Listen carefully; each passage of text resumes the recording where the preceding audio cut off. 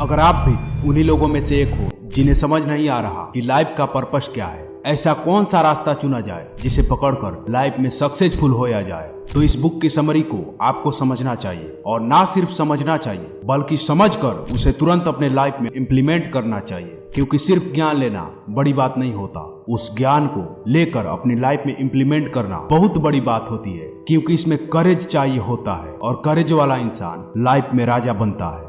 सो आज हम 12 rules for life book के बारे में बात करने जा रहे हैं, जिसे जॉर्डन पीटरसन ने लिखा है। यह एक बहुत ही इंटरेस्टिंग किताब है जिसमें इक्वल पार्ट्स में फिलोसफी, साइकोलॉजी और सेल्फ हेल्प के लिए जरूरी टॉपिक को शामिल किया गया है। ऑथर हमारी जिंदगी को डेवलप करने के लिए बहुत जरूरी सजेशन देते हैं। इस किताब से हमें जिंदगी में मतलब और पर्पस को समझने में मदद मिलेगी, जिससे हम अपनी जिंदगी को सही डायरेक्शन में ले जाकर अपनी जिंदगी में सक्सेसफुल बन सकते हैं। तो चलिए इन 12 रूल्स को एक एक करके समझते हैं। रूल नंबर 1, अपना पोर्चर ठीक करें। अपने पोर्चर को ठीक करने का मतलब है कि दुनिया के लिए खुद को खोलना, मतलब अपना सिर ऊपर कंधा पीछे रखें और एक फौजी की तरह बहादुर महसूस करें। साइकोलॉजी ने लंबे समय से माना है कि अच्छा पोर्चर मन की अच्छी पोजीशन को बनाने में मदद करता है। अपने कंधों के साथ सीधे खड़े होना अपने जीवन की जिम्मेदारी को स्वीकारता है। अपना पोर्चर एक्चुअली में हमें हमारी हिम्मत के साथ जीने में मदद करता है, जिसके साथ हम जीना चाहते हैं। ऑथर कहते हैं कि अच्छे कैरेक्टर वाले लोगों की पोर्चर हमेशा ही अच्छा होता है, क्योंकि कैरेक्टर हमारे जीवन में बहुत जरूरी रोल निभाती है। इसलिए अभी से अच्छा पोर्चर बनाना शुरू करें। रूल नंबर 2, अपने आप के साथ ऐसा व्यवहार करें जैसे आप किसी के लिए मदद करने के लिए जिम्मेदार हैं। ऑथर इसमें हमें लॉ ऑफ बाइबल के बारे में बताते हैं कि अपने पड़ोसी से भी उतना ही प्यार करो, उतना ही सम्मान करो। वह बताते हैं कि यह ऑर्डर हमारे पड़ोसियों को देखभाल करने के लिए उतना ही जरूरी होता है जितना कि खुद की देखभाल के लिए जरूरी होता है। इसीलिए हम में से कई लोग दूसरों की मदद करने में खुद की मदद करने से ज्यादा बेहतर होते हैं। एग्जाम्पल के लिए, अगर आपको किसी बीमार जानवर की देखभाल करने के लिए कहा जाता है, तो हम में से ज्यादातर लोग अपने लिए बनाए प्रोटोकॉल के मुताबिक अपनी समझदारी से उसका ध्यान रखेंगे।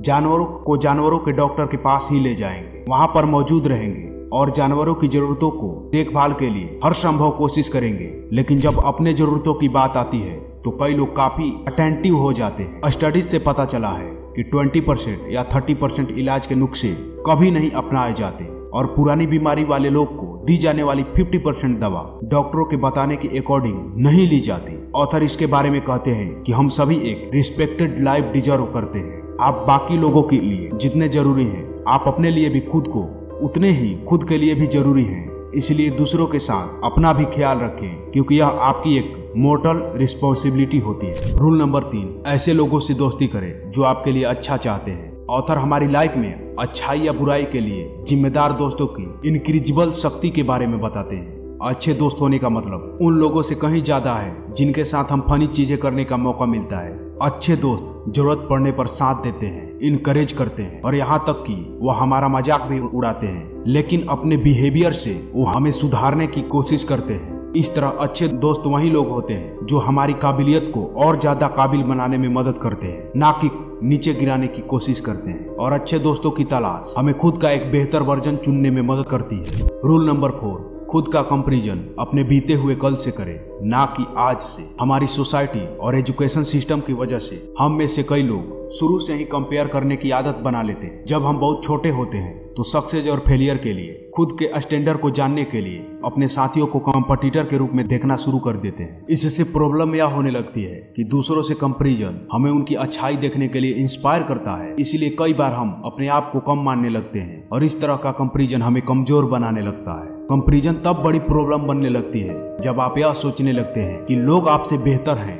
वहीं अपने कल का कंपैरिजन करने से आप अपने आज को बेहतर बनाने के लिए इंस्पायर करते हैं, जिससे असली फायदा भी आपको ही होता है। इसलिए किसी से कंपैरिजन करने की बजाय अपने आप से करें। इसके लिए ऑथर कुछ जरूरी तरीके बताते हैं, इन्हें अपने लाइफ में इम्प्लीमेंट करें। अपनी स्ट्रेंथ और वीकनेस को पहचानें। आज अपनी कल की कोई एक कमी को दूर करने पर ध्यान दें और अपने आप को अच्छाई की ओर बढ़ाएं। इससे आप अपने आप से कंपैरिजन करना शुरू कर देंगे और फाइनली बेहतर बनते हुए आसानी से अपने गोल्स को प्राप्त कर लेंगे। रूल नंबर 5, अपने बच्चों को कुछ भी ऐसा ना करने दें जिससे आप उन्हें नापसंद करें। यह रूल पेरेंटिंग के बारे में है। यह चैप्टर इस किताब का सबसे इंटरेस्टिंग और शॉकिंग चैप्टर है, क्योंकि इसमें ऑथर बहुत सी ऐसी बातें बताते हैं जो आज नॉर्थ अमेरिका में रिस्ट्रिक्टेड हो गई है। एग्जाम्पल के लिए, किसी भी पेरेंट को अपने बच्चों को फिजिकली हर्ट करने से मना करते हैं। उन मदर्स को ऐसा करने से मना करते हैं जो अपने टीनेजर बच्चों को डिसरिस्पेक्ट करती है। वहीं अच्छे पेरेंटिंग के साथ साथ बुरी पेरेंटिंग के बारे में भी बताते हैं। अच्छी पेरेंटिंग मतलब दोनों पार्टनर बच्चे को पालें, और बुरी पेरेंटिंग में कोई एक पार्टनर दूसरे पार्टनर पर बच्चे को पालने की पूरी जिम्मेदारी डाल देता है। वह सजेस्ट करते हैं कि ऐसे लोग अच्छी पेरेंटिंग करें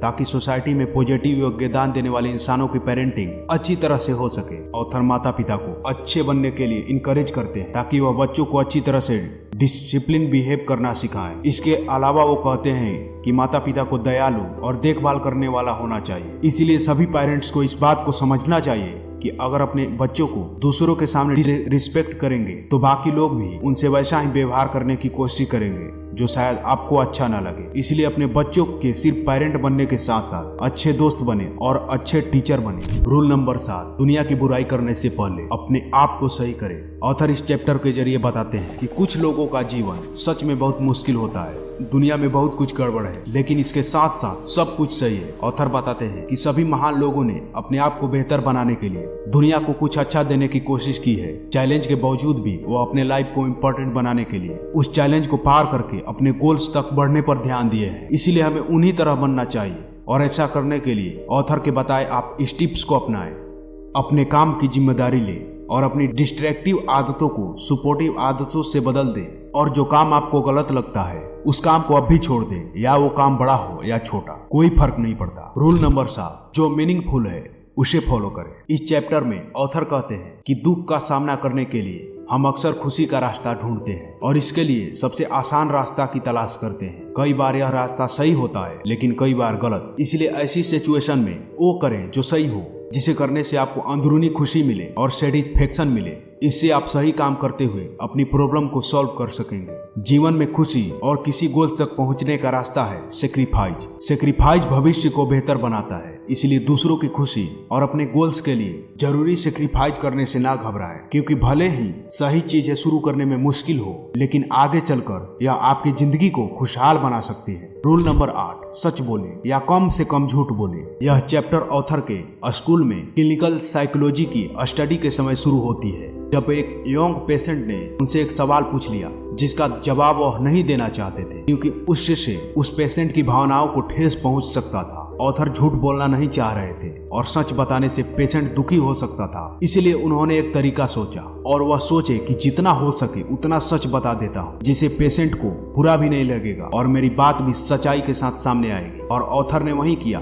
पेशेंट को जवाब भी मिल गया और ऑथर ने सच्चाई से बात कह भी डाली। ज्यादातर लोग बात बात में छोटे छोटे झूठ बोलते हैं, और एक्चुअल में ज्यादातर समय हम शायद यह महसूस भी नहीं कर सकते, लेकिन अंदर ही अंदर झूठ बोलना हमें बेईमान दर्शाता है और हमारे लिए और दूसरों के लिए बहुत नुकसानदायक होती है। जब हम झूठ बोलते हैं तो अनजाने में हम अपने कैरेक्टर को कमजोर बना रहे होते हैं। इसलिए अपने कैरेक्टर को मजबूत बनाने के लिए सबसे पहले सच को पहचानें, स्वीकार करें और बोलना शुरू करें। इसकी शुरुआत आप अपने आप से करें, क्योंकि हम किसी और की सुनने से ज्यादा खुद से बातें करते हैं और खुद की सुनते हैं। इसलिए खुद से सच बोलना शुरू करें, इससे आप हमेशा कॉन्फिडेंट नजर आएंगे। रूल नंबर 9, मान लें कि जिस इंसान को आप सुन रहे हैं वह कुछ ऐसा जानता हो जिसे आप नहीं जानते। इसमें ऑथर एक्चुअल बात करने के बीच जरूरी अंतर के बारे में बताते हैं। अच्छी बातचीत वो होती है जब आप दूसरे से बात करते समय 2 वे कन्वर्जन करते हैं, एक्सप्रेशन को इस्तेमाल करते हैं और उसके साथ साथ उस इंसान को सुनने और समझने की कोशिश करते हैं। किसी भी अच्छे रिश्ते को चलाने के लिए रिश्ते में दिल का व्यवहार और ईमानदारी भी होना जरूरी होता है। इसलिए अपनी बात को दूसरों के बीच वैल्यूएबल बनाने के लिए इस तरीकों को इस्तेमाल करें। इसीलिए किसी से कम्युनिकेट करते समय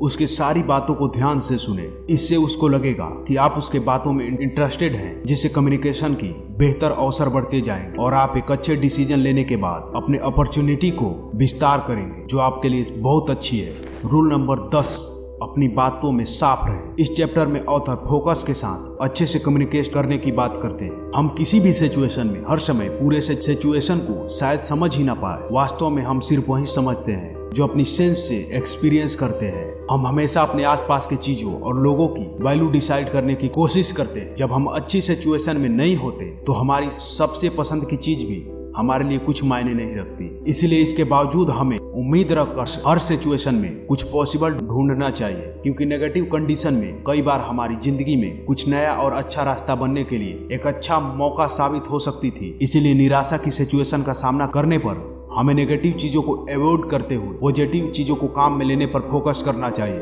इसीलिए कॉन्फिडेंट रहें और हर चीज का सामना करें। हम अपने इंटेलिजेंट प्रिडिक्शन के आधार पर बताते हैं कि रूल नंबर 11 और 12 आपके लिए उतना इम्पोर्टेंट नहीं है, इसीलिए आप सिर्फ हेडिंग और चैप्टर नाम को जानकर समझ सकते हैं। रूल नंबर 11, स्केट बोर्डिंग करते समय बच्चों को तंग ना करें। रूल नंबर 12, जब आप सड़क पर किसी बिल्ली से मिलते हैं तो उसे पालें। आप भी शायद समझ सकते हैं कि यह दोनों चैप्टर हमारे लिए उतना इम्पोर्टेंट नहीं है जितना कि बाकी के 10 चैप्टर। सो इस किताब से यह निष्कर्ष निकलता है कि हमारे जिंदगी के छोटे से छोटे चीज और बड़े से बड़े चीज हमारे जिंदगी को इफेक्ट करती है, जो हमारे जिंदगी को अच्छा या बुरा बनाने में मदद करती है। इस किताब की मदद से आप अपनी जिंदगी के इम्पोर्टेंट मतलब और पर्पस के बारे में जान चुके होंगे। अब इन 10 रूल को अपनी जिंदगी में फिलअप करके आप खुश रहें और आगे बढ़े। आपको किसी पे डिपेंड होने की जरूरत नहीं है। आप कॉन्फिडेंट के साथ अपनी बात सबके सामने रख सकेंगे, अपने अच्छे और बुरे का फैसला खुद ले सकेंगे। इस अच्छी जिंदगी की शुरुआत के लिए आप इन 10 रूल्स को अपने लाइफ में शामिल करें।